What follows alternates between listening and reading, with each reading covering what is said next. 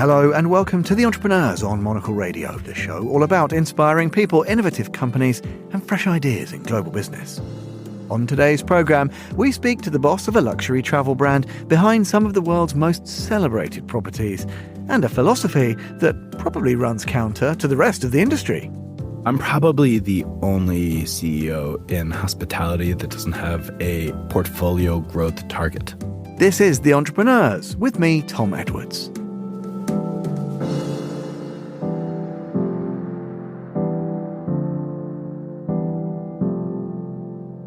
You're listening to The Entrepreneurs.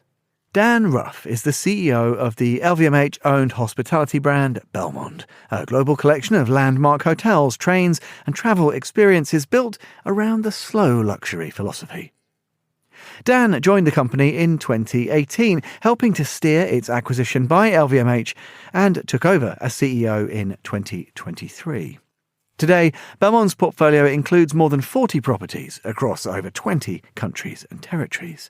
Dan stopped by Midori House to speak with our Emma Nelson about the company's evolution, its latest openings, and the thinking behind its distinctive approach to luxury travel.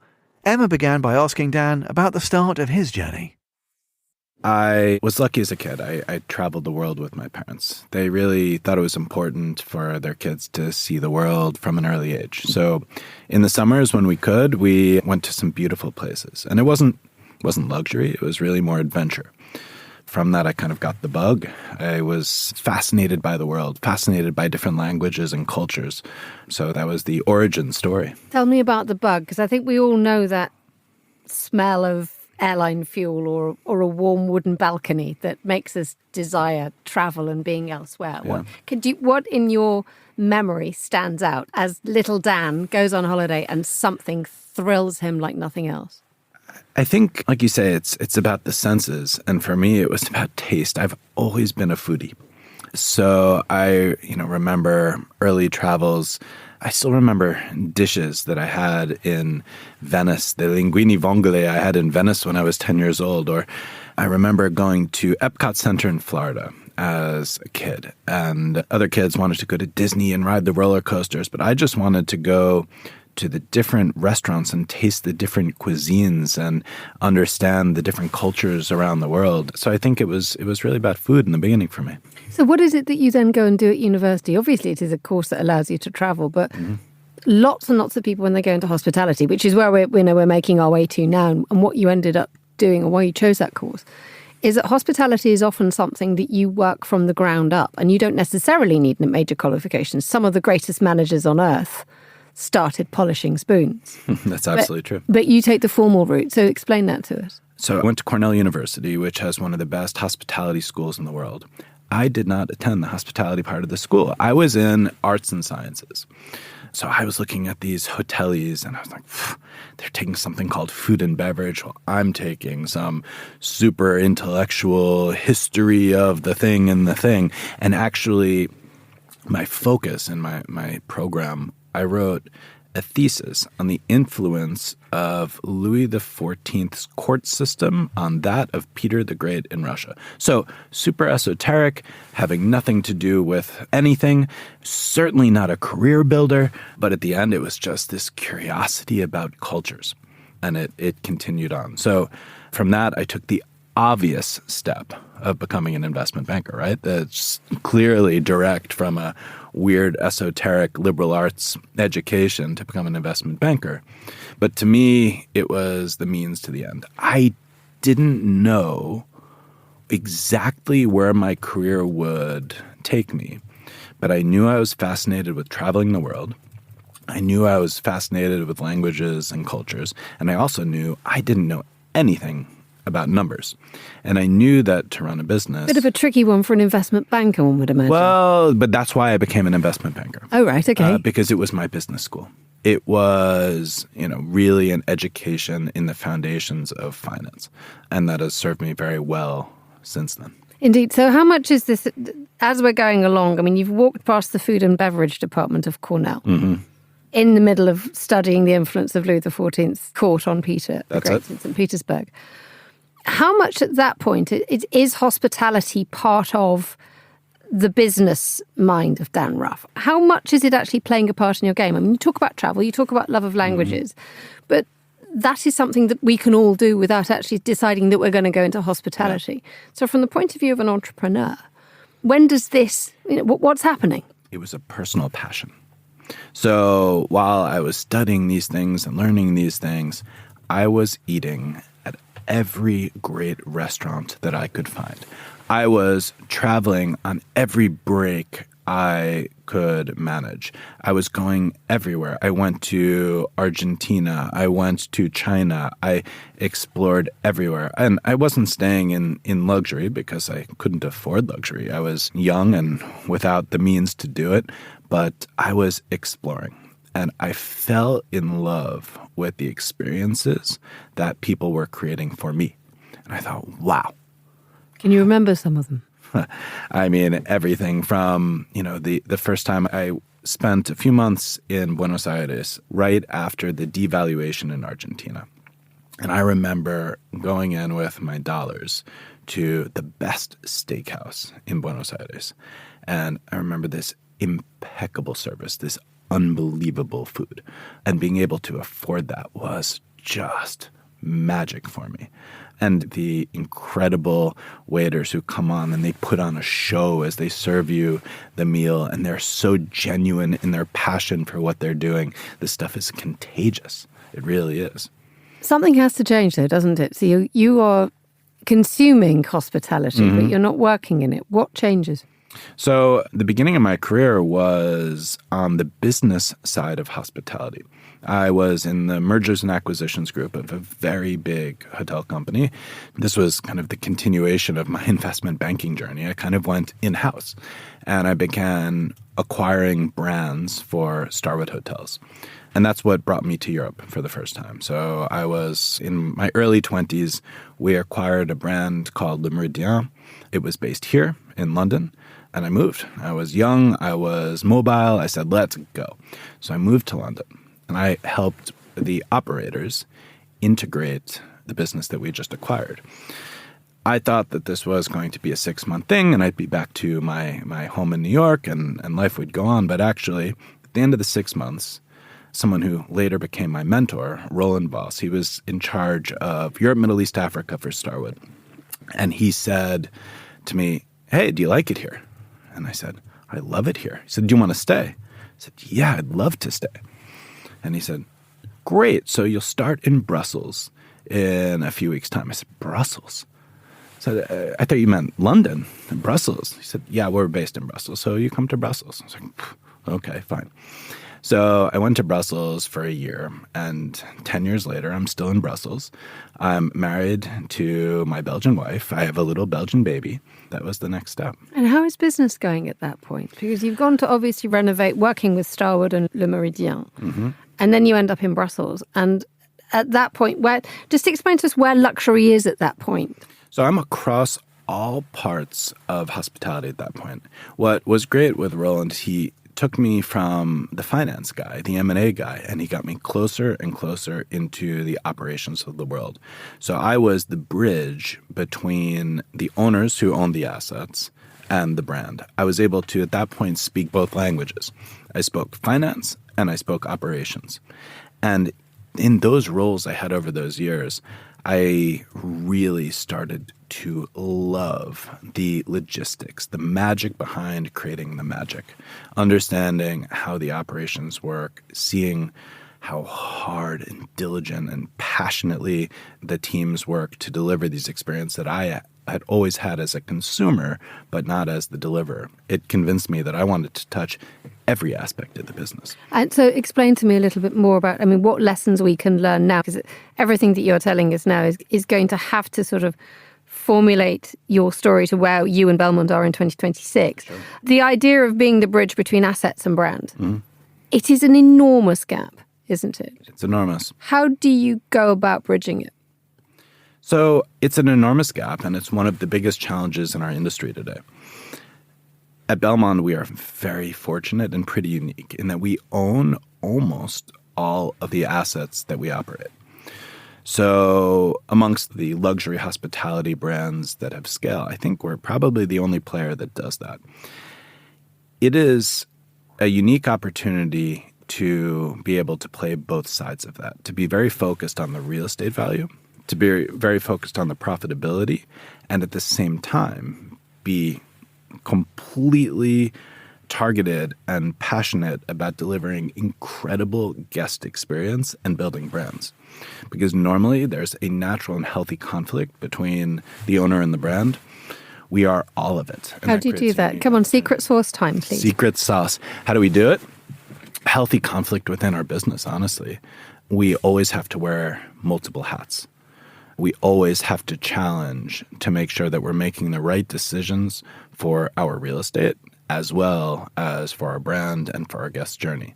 But what we believe is that when we deliver exceptional guest experiences that are truly Belmond, and we can talk about what that means, we know that the financials will follow and that the real estate value will grow. We know this. Okay, let's go back a little bit to Brussels. Yeah. And then suddenly, where does Belmond come along? Sure. So I was in Brussels, I moved to London, and then Roland calls again. And Roland at this point is the CEO of Belmond. And he says, okay, what do you think? You want to come? You want to run operations for this beautiful luxury brand that I've started working for? And he'd been in the job a couple of years. And I said, wow, of course. Because my career at that point, I had spanned every aspect of hospitality. I had done luxury to economy. I had done owned assets to franchise. So really everything that exists in hospitality, I had messed around with. But Belmond was the epitome of, it was the dream to be on the owned side and the luxury side, not just the luxury side, the apex of luxury. There's nothing that beats that. It is incredible. So I jumped at the opportunity. First day on the job, what was that like? First day on the job. So the first few months on the job was intimidating. I didn't know what to expect. I walked into a company not as, because I had worked in the industry for a long time, I wasn't the traditional luxury only person. And I was very worried coming in that Belmond was going to be snobby. It wasn't at all. What I think makes Belmond special, and it always has been, is kind of the genuine down-to-earth nature of the people, and that translates to the guest experience. It's not overdone. It's not all formal and white tablecloths. It's really genuine. We actually proactively empower our people to be versions of themselves. What does that mean? We know our guests, they live really nice lives. What they want when they are on holiday, when they're taking the time to disconnect from their day-to-day lives, they want to be treated humanly. They want to be treated like people. So we ask our teams to just be themselves, not necessarily the way they would talk to their best friends or their family, a slightly more refined way, because I certainly talk to my friends and family differently than I would a guest, but to be themselves, to not lose their personality in the refinement or the formality of it all. We've been renovating our portfolio over the last couple of years, and what I find amazing is when we reopen a beautifully renovated hotel or train or boat where we've invested a ton of money, if we look at the guest feedback, it's always about the people. No matter what, it's always about the people. And that's because our people are just real and genuine and passionate, and it creates amazing experiences for our guests. Where do you recruit them from? And more importantly, how do you retain them? Because that is the big challenge, has been for a couple of years. Mm-hmm. And it's a challenge that's not going away. I mean, be honest with me. Is it harder to keep the right people who sound like themselves, but who know how to step up, how to present themselves well? Of course it's a challenge. Our industry certainly has a talent challenge because working in hospitality is hard work. Not only does our business operate every day of the year, It operates nights, weekends, and holidays. So it's a major commitment when you want to work in hospitality. But I think we have something special that is an advantage for us, or a few things. One is we want people to be themselves. So when they come to work, they're comfortable because they're not putting on a show. They are really being versions of themselves. And that makes people feel happy. The second thing is the way we've structured our brand and our portfolio is very local. Belmond is a promise of something. It's a promise of slow luxury. Each of our brands, each of our properties, our trains, our boats, our hotels, our lodges, they have their own brand as well. And that brand identity is something that our teams are exceptionally proud of.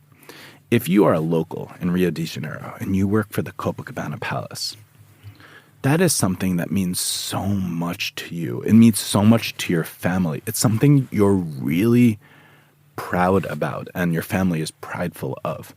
And, that coupled with the atmosphere that we try to create for our teams, trying to give them a little bit of this slow luxury in their own lives. I think that has enabled us to retain staff as well as we can in this really competitive environment. Actually, I think this is probably the good moment to say, look, we're mentioning things like the slow luxury philosophy and the identity behind Belmond. But just outline for us just the scope and the breadth and indeed the depth of your brand, because you are literally planes, trains and automobiles, or maybe not automobiles.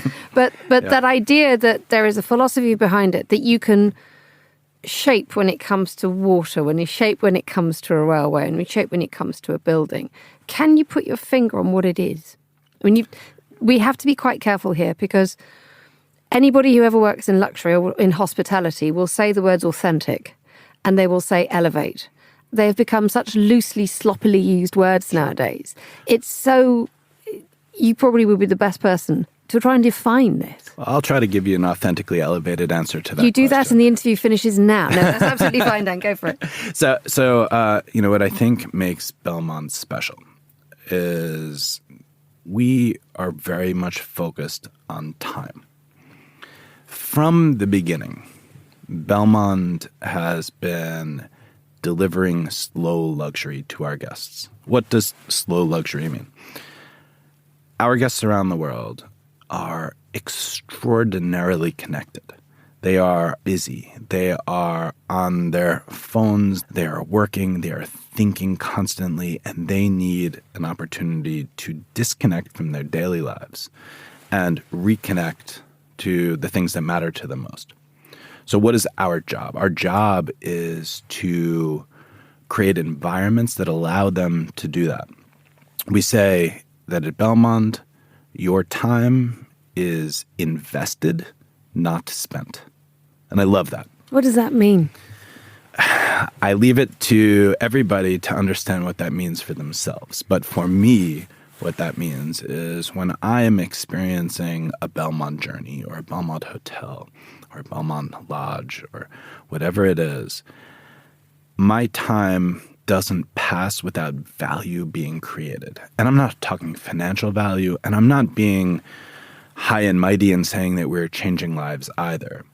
But when you're on a trip, value is created through the experiences that you have, the time you spend with your family, the art that you see, the tastes that you have of delicious food. It's whatever excites you. It's whatever you need to connect with, we are there to help provide that. And we've been doing that forever. And the places in which we operate have been doing that forever. So Splendido Hotel in Portofino, it was built 500 years ago as a monastery. This was the original slow luxury, right? It was a place, at that point, a religious place, but a place for people to come and disconnect and reconnect with what mattered to them most. Then that building later on became kind of the birthplace of villeggiatura. Villeggiatura was this idea when the Italians, the wealthy Italians at the time, would decamp for the summer, for months. They would pack up their luggage and they would move somewhere that was absolutely beautiful out of the city to slow down, to discover a new pace of travel, as we like to say. So Splendido became Portofino, and Portofino was this place of villeggiatura. And today, it's the contemporary version of that. It's people from all around the world who are traveling there for a taste of that. The ability to disconnect, the ability to reconnect with some incredible food, with the people who are there, the communities that are built there, our amazing staff who really are, as I said earlier, they're local versions of themselves. They're personalities. They are not there to bow down. They're there to engage. And how do you then let's take the concept of villeggiatura and put it on a railway? How do you then make sure that what is happening on the Amalfi Coast is happening on the trains and it is happening absolutely everywhere? So a different version of it will happen wherever you go around the world. Slow luxury is slow luxury, but if you're on the Venice Simplon Orient Express or the Royal Scotsman or the Britannic Explorer, the Andean Explorer, all trains we have around the world, Eastern Orient Express out of Singapore, the experiences, each one will be different, but each one will give you this feeling of slow luxury, this feeling of disconnection. And there's something magical that happens on a train, and I'm very bad at articulating it. It's something about being in this space. It's something about looking through these windows at the beautiful landscapes go by. It's something about the sound that the train makes as it goes over the tracks. It's something about the pace at which we deliver the service, the experiences throughout your journey. It becomes a time warp. When you're on the VSOE, the Venice Simplon Orient Express, these were carriages that were built from the 1930s. And you're not sure if you're in the 1930s or the 2030s. It is this timeless experience. You never bored, but your pace is different. And I know this is not as clear as it could be, but that's why people need to experience it, because it's unlike anything else that I've experienced. From the business point of view, that idea of defining that sense of placing yourself out of time can actually sort of slightly go against the idea that business always needs to be moving fast. Mm-hmm. How do you reconcile that? So I think a guest experience in our language or a customer experience, the magic of that is that the pace of that can run very counter to the business itself. What we've seen is that as we've gotten better at delivering these experiences, we become more and more desirable. So more and more desirable as a brand drives good speed in the business. And when you're renovating, we'll come to the enormous projects that you have on your shoulders at the moment. How do you make sure that from the business point of view, your renovations are going at the right pace while retaining that whole desire to keep things timeless? We are very, very fortunate. When I joined Belmond, we were a publicly traded company.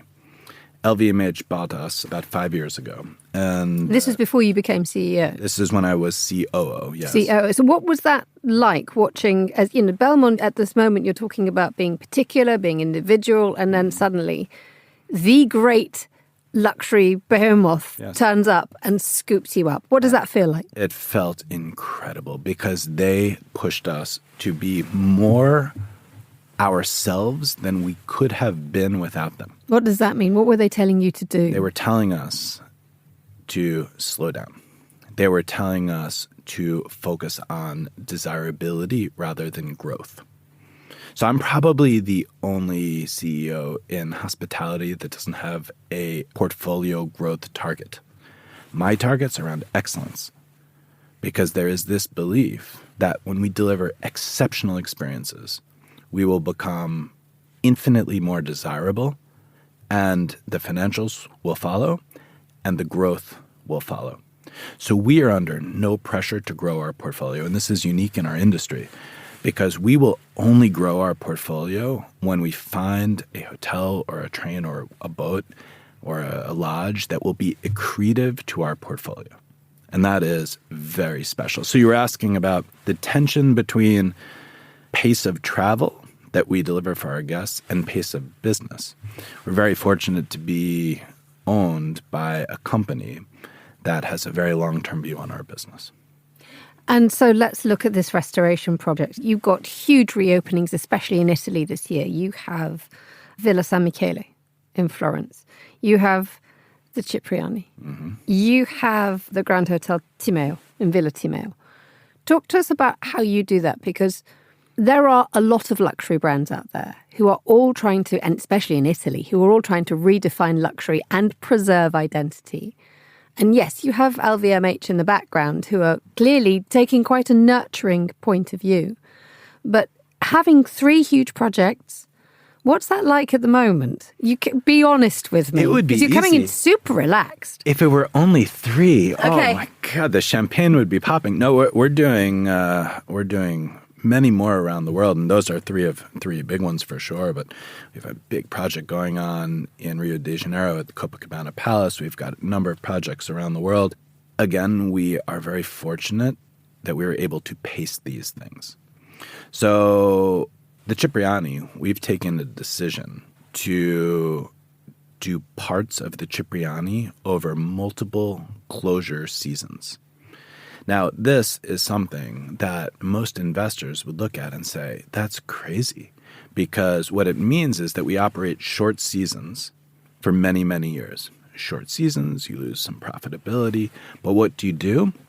You make sure that the guests who have been coming to the Cipriani for the last 40 years every year will keep coming back. They'll never have an interrupted summer. And that's so important for our guests who are so passionate about coming to the Cipriani as an example. It's also so important for our teams. If you go to the Cipriani and you sit at the breakfast there, maybe one of the best breakfasts in the world, the waitresses have worked there for decades and they are amazing. They're absolutely amazing. We need to ensure that they can continue to work every year. So we make real efforts of continuity because we can pace it correctly. There are plenty of places around the world where a Belmond train, a Belmond hotel, or a Belmond lodge would work. Places where we can deliver real slow luxury experiences. What matters to me in a new property and in any of the renovations that we do is that the asset and the experience feels like it could have always been there. So it feels, I'm not going to say the A word, but it feels genuine to the place. It feels that it is real, it's not contrived. So as we look to grow and as we look to renovate, we need to make sure that it has the soul of the building, of the location. Final question, which you don't feel entirely obliged to answer. When you were writing your dissertation on Louis XIV and Peter the Great, what did you learn about hospitality? Wow, that's a great question. So I think I learned more about how the world is truly global and how cultures will always be influenced by other cultures. And I think that has direct connection with hospitality, where service has been learned. Some places around the world have natural service culture. Others have refined, learned service culture. It's our job to make sure that we continue to preserve these local cultures, that we continue to help them be themselves. And we make sure that the world doesn't become homogenized and stays really genuine and real to what they are. That was Dan Ruff, the CEO of Belmond, in conversation with Monocle's Emma Nelson. To learn more about the business that Dan leads, head over to belmond.com. There you can also find the latest news from the brand, including the reopening of Villa San Michele in Florence this April and new journeys aboard the Venice Simplon Orient Express.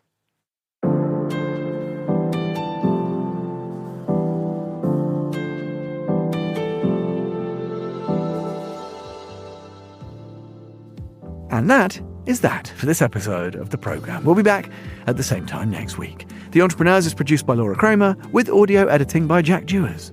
You can listen again and find out more about the show at monocle.com. That's where you can subscribe to Monocle magazine and ensure you're part of the club.